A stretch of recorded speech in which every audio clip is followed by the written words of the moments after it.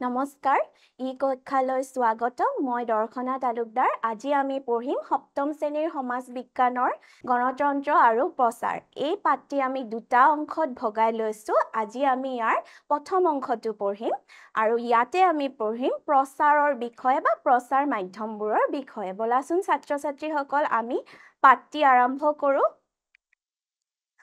তোমালোকে প্ৰচাৰৰ বিষয়ে শুনিছানে নাই তোমালোকে বাতৰি কাকত পঢ়ানে নাই বাতৰি কাকত হয়তো তোমালোকে নিশ্চয় পঢ়া বা টেলিভিছনত নিউজ চোৱা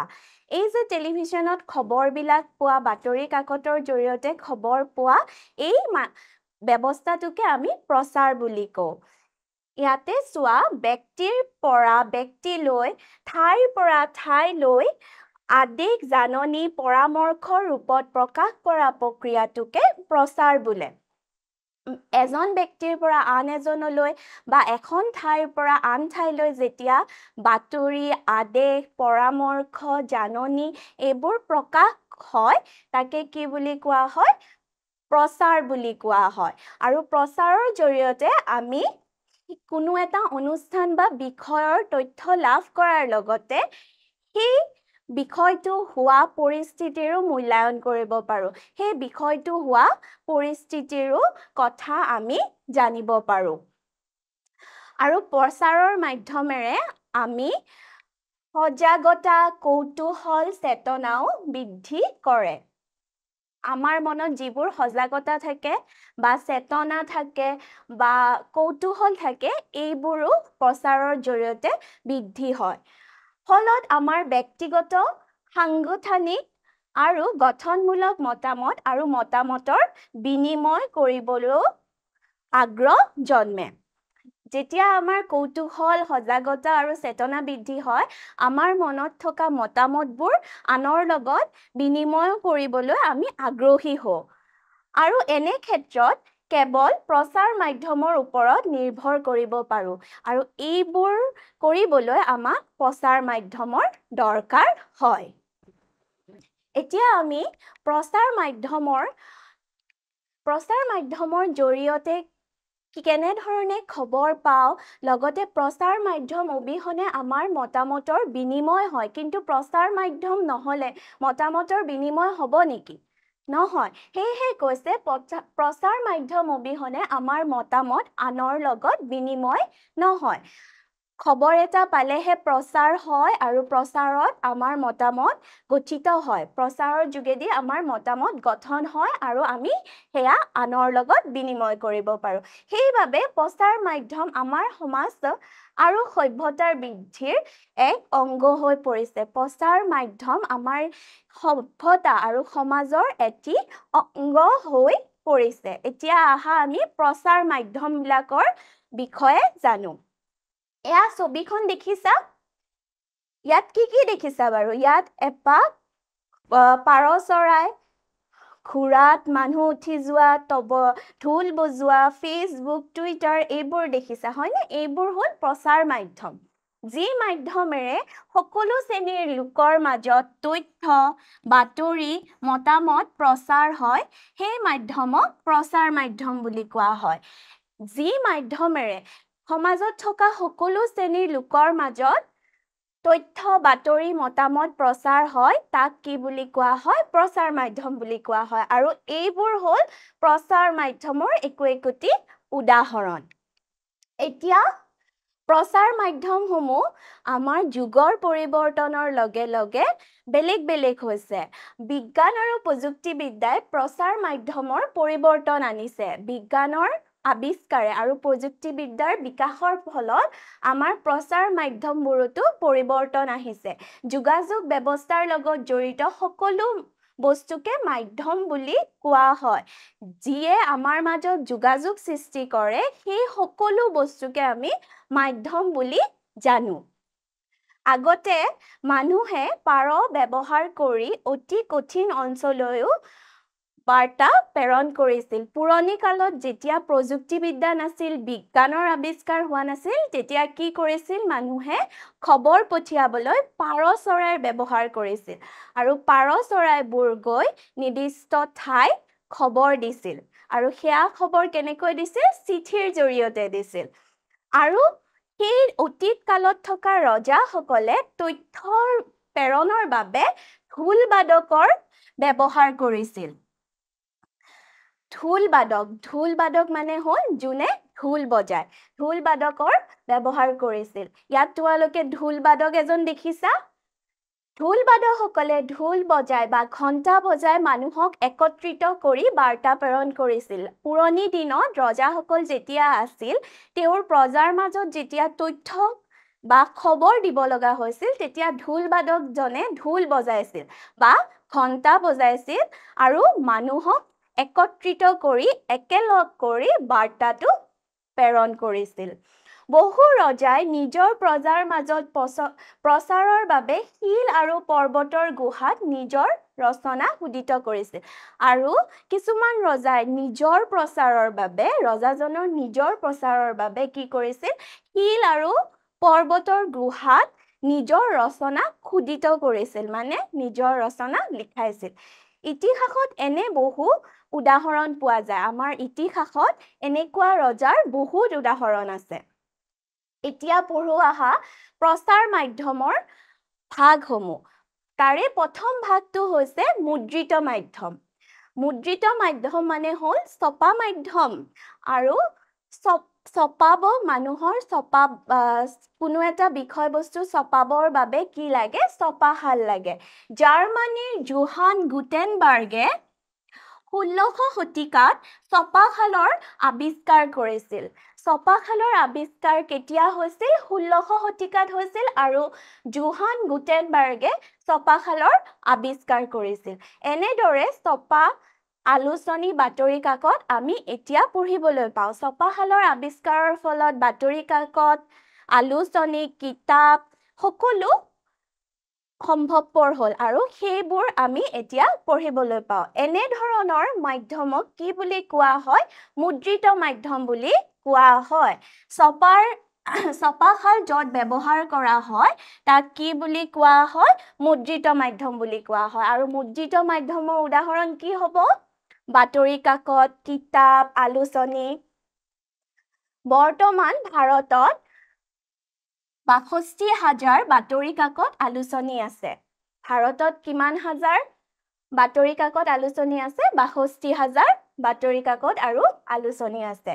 ফলত মানুহে আমাৰ জীৱনৰ অৰ্থ সামাজিক আৰু সাংস্কৃতিক দিশৰ বিষয়েও বহু জ্ঞান আহৰণ কৰিছে এই বাতৰি কাকত আৰু কিতাপৰ জৰিয়তে বা আলোচনীৰ জৰিয়তে মানুহে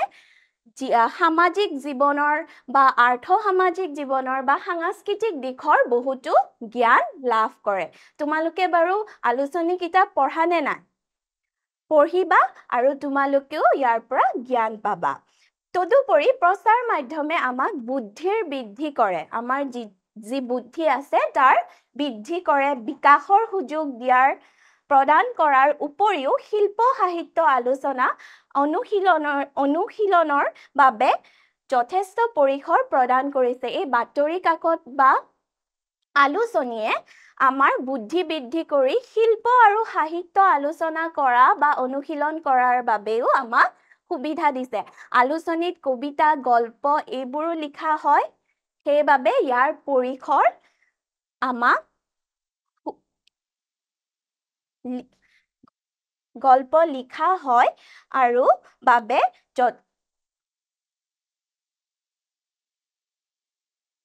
সেইবাবে প্ৰচাৰ মাধ্যমৰ পৰিসৰ বেছি হোৱা দেখা যায় এতিয়া আহিলে মুদ্ৰিত মাধ্যমৰ পিছত আহিছে ইলেক্ট্ৰনিক মাধ্যমবোৰ বুলি ক'লে তোমালোকে নিশ্চয় বুজি পোৱা যিবোৰ ইলেক্ট্ৰনিক হয় যেনে mobile television radio' telephone mobile phone সকলো যোগাযোগৰ সক্ৰিয় মাধ্যম এই টেলিফোনৰ দ্বাৰা আমি যোগাযোগ কৰিব পাৰো মোবাইলৰ দ্বাৰা যোগাযোগ কৰিব পাৰো টেলিভিছনৰ দ্বাৰা আমি বস্তু এটা শুনিব পাৰো আৰু দেখিবও পাৰো সেইবাবে ইলেক্ট্ৰনিক মাধ্যমসমূহ হ'ল প্ৰচাৰৰ বা যোগাযোগৰ সক্ৰিয় মাধ্যম এনে ধৰণৰ মাধ্যমক ইলেক্ট্ৰনিক মিডিয়া বা মাধ্যম বুলি কোৱা হয় আৰু ইলেক্ট্ৰনিক মিডিয়াৰ উদাহৰণ মোবাইল টেলিফোন টেলিভিছন ৰেডিঅ' হয়নে ইলেক্ট্ৰনিক মাধ্যমবোৰ হ'ল এইবোৰ এতিয়া প্ৰচাৰ মাধ্যমৰ ভাগ মুদ্ৰিত মাধ্যম বাতৰি আলোচনী আৰু ইলেক্ট্ৰনিক মাধ্যম হ'ল টেলিভিছন ৰেডিঅ' মোবাইল ফোন হয়নে আৰু এটা ভাগ আছে সেইটো হ'ল সামাজিক মাধ্যম মানে হৈছে হোৱাটছআপ ফেচবুক টুইটাৰ ইনষ্টাগ্ৰাম এইবোৰ হ'ল সামাজিক মাধ্যম যিবোৰ আমি ইণ্টাৰনেটৰ জৰিয়তে চলাওঁ নিশ্চয় শুনিছা এই মাধ্যমবোৰৰ বিষয়ে হোৱাটছআপ ব্যৱহাৰ কৰা নে নাই ফেচবুক ব্যৱহাৰ কৰে টুইটাৰ ব্যৱহাৰ কৰে মানুহে আৰু ইনষ্টাগ্ৰাম ব্যৱহাৰ কৰে এই সামাজিক মাধ্যমৰ পৰা আমি কিছুমান তথ্য পাওঁ আৰু এই মাধ্যমৰ জৰিয়তেও তথ্য প্ৰচাৰ হোৱা দেখা যায়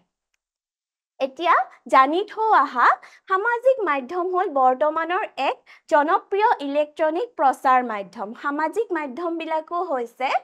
ইলেক্ট্ৰনিক প্ৰচাৰ মাধ্যম আৰু ই হ'ল এক ব্যৱস্থা য'ত ব্যক্তিয়ে কোনো বাতৰি পৰিঘটনা সৃষ্টি কৰিব পাৰে আৰু মানুহৰ মাজত কম সময়তে প্ৰচাৰ কৰিব পাৰে এই সামাজিক মাধ্যমত ব্যক্তি এজনে নিজে খবৰ এটা উলিয়াব পাৰে আৰু সেইটো সকলোৰে লগত কম সময়তে বিয়পাই পেলাব পাৰে সেইবাবে কেতিয়াবা এই মাধ্যমবোৰত হোৱা তথ্য পোৱা যায়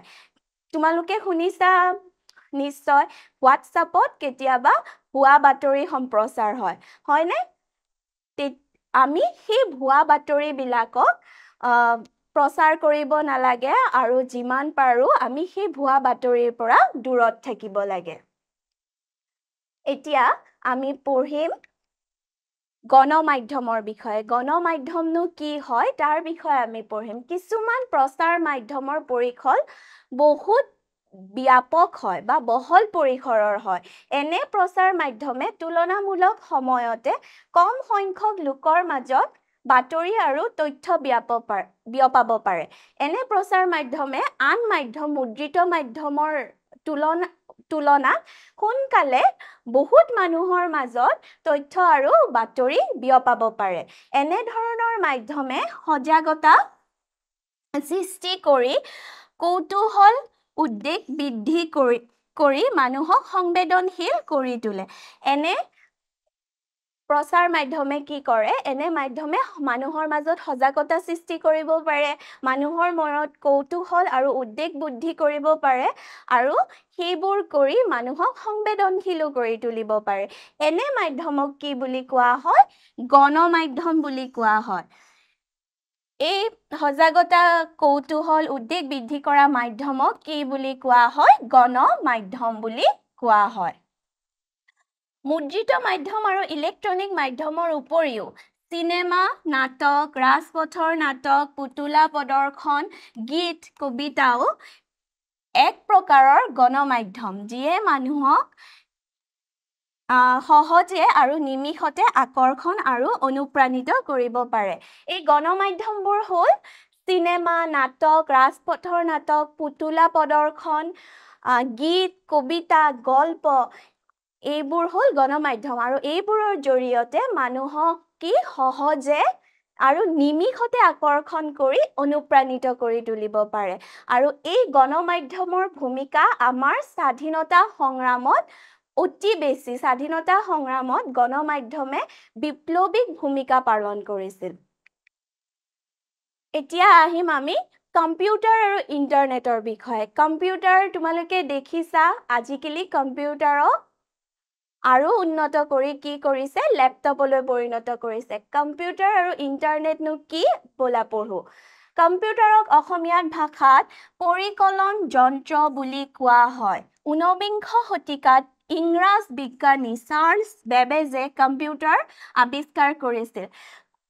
19বিংশ শতিকাত এজন ইংৰাজ বিজ্ঞানী চাৰ্লছ বেবেজে কম্পিউটাৰ আৱিষ্কাৰ কৰিছিল প্ৰথমতে আৰু কম্পিউটাৰ হ'ল এটি খৰতকীয়া আৰু নিৰ্ভুলকৈ তথ্য সংগ্ৰহ কৰা যন্ত্ৰ কম্পিউটাৰত আমি সকলো কাম অতি বেগেৰে আৰু নিৰ্ভুলকৈ কৰিব পাৰোঁ সেইবাবে ইয়াক এটা নিৰ্ভুল তথ্য সংগ্ৰহ যন্ত্ৰ বুলি কোৱা হয় কম্পিউটাৰত আমি চলাবলৈ কিহৰ প্ৰয়োজন হয় ইণ্টাৰনেটৰ প্ৰয়োজন হয় ইণ্টাৰনেটনো কি ইণ্টাৰনেট হৈছে বহুবিলাক কম্পিউটাৰৰ সহযোগত গঢ়ি উঠা এক দ্ৰুততম যোগাযোগ ব্যৱস্থা ইণ্টাৰনেট হৈছে দ্ৰুততম মানে অতি বেগেৰে যোগাযোগ ব্যৱস্থা স্থাপন কৰিব পাৰে আৰু ইণ্টাৰনেটৰ জৰিয়তে আধুনিক প্ৰযুক্তিবিদ্যাত বাৰ্তা তথ্য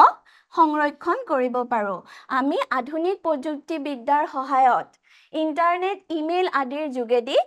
বাৰ্তা তথ্য আদান প্ৰদান কৰিব পাৰোঁ আৰু সেই তথ্যসমূহক সংৰক্ষণো আমি কৰিব পাৰোঁ আনহাতে কম্পিউটাৰ বা মোবাইলত কেমেৰা সংযোগ কৰি বহুত দূৰত থকা বন্ধু-বান্ধৱ আত্মীয় স্বজনৰ প্ৰতিচ্ছবি চাই কথা পাতিব পাৰোঁ এই যেতিয়া কম্পিউটাৰ আৰু মোবাইলত কেমেৰা সংযোগ হ'ল তেতিয়াৰ পৰা আমি কি কৰিব পৰা হলো আমাৰ যদি কিছুমান বন্ধু দূৰত থাকে বা আত্মীয় স্বজন খুৰা-খুৰী পেহা-পেহী দূৰত থাকে তেওঁলোকৰ ছবি চাই আমি তেওঁলোকৰ লগত কথা পাতিব পাৰোঁ এয়া কি বুলি কোৱা হয় তোমালোকে হয়তো নিশ্চয় জানা আৰু কৰিছা ভিডিঅ' কলিং বুলিও কোৱা হয়নে ভিডিঅ' কল কৰা বুলি কোৱা হয় চোৱা এইবোৰ কিহৰ বাবে সম্ভৱ হৈছে বিজ্ঞান প্ৰযুক্তিবিদ্যাৰ আৱিষ্কাৰৰ বাবে বা বিজ্ঞান প্ৰযুক্তিবিদ্যাৰ দ্ৰুত গতিত হোৱা বিকাশৰ বাবে এই সকলোবোৰ সম্ভৱ হৈ উঠিছে বিজ্ঞান প্ৰযুক্তিবিদ্যাৰ অভাৱনীয় আৱিষ্কাৰে গোটেই পৃথিৱীখনকে মানুহৰ নিচে ওচৰ চপাই আনিছে নে নাই পৃথিৱীৰ আনটো অংশত থকা মানুহেও আজিকালি মোবাইল বা টেলিফোনৰ জৰিয়তে আমি তেওঁলোকৰ লগত কথা পাতিব পাৰোঁ আৰু এইবোৰ হৈছে বিজ্ঞান আৰু প্ৰযুক্তিবিদ্যাৰ জৰিয়তে এতিয়া পৃথিৱীৰ প্ৰতিটো অংশৰ বিষয়ে প্ৰতিজন ব্যক্তিয়ে জানিব পৰাকৈ পৰ্যাপ্ত সুবিধা আছে ইয়াত আমাৰ অসমত কি হৈছে সেই কথাও আমেৰিকাৰ মানুহে গম পায় বা আমেৰিকাত কি হৈছে সেই কথাও আমি গম পাওঁ আৰু এইবোৰ গম পাবৰ কাৰণে আমাৰ প্ৰযুক্তিবিদ্যাৰ সহায়ত প্ৰচাৰ মাধ্যমবোৰ উন্নত হৈছে সেয়েহে আমি এই কথাবোৰ গম পাইছোঁ দূৰত ঘটি থকা কথাবোৰো আমি গম পাবলৈ সক্ষম হৈছোঁ সেয়েহে পৃথিৱীখনক আজিকালি গোলকীয় গাঁও বুলিও কোৱা হয় এই পৃথিৱীখনক গোলকীয় গাঁও বুলিও কোৱা হয় কাৰণ আজিকালি গোটেই পৃথিৱীৰ কথা আমি ঘৰতে বহি গম পাওঁ জানি থওঁ আহা ভাৰতৰ প্ৰথম প্ৰকাশিত বাতৰি কাকতখনৰ নাম আছিল বেংগল গেজেট আৰু অসমৰ প্ৰথম প্ৰকাশিত বাতৰি কাকতখনৰ নাম আছিল অৰুণোদয় ভাৰতৰখন বেংগল গেজেট আৰু প্ৰথম অসমৰ হ'ল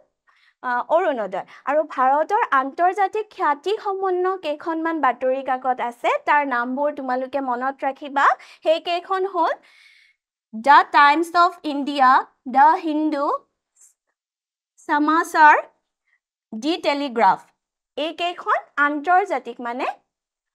ভাৰতৰ বাহিৰতো এইকেইখন প্ৰকাশ পায় আৰু ইলেক্ট্ৰনিক মিডিয়াৰ এটা উল্লেখযোগ্য যন্ত্ৰ কি ৰেডিঅ' আৰু ৰেডিঅ' কোনে আৱিষ্কাৰ কৰিছিল ইটালীৰ বৈজ্ঞানিক মাৰ্কনিয়ে আৱিষ্কাৰ কৰিছিল এতিয়া আহা আমি এই পাঠটিৰ পৰা কিনো বুজিলো বা পঢ়িলো এই পাঠটি তাৰ পৰা কেইটামান প্ৰশ্ন কৰো আহা প্ৰথম প্ৰশ্নটো হৈছে ছপাশাল কোনে আৱিষ্কাৰ কৰিছিল জোহন গুটেনবাৰ্গে নে মাৰ্কনিয়ে জোহন গুটেনবাৰ্গে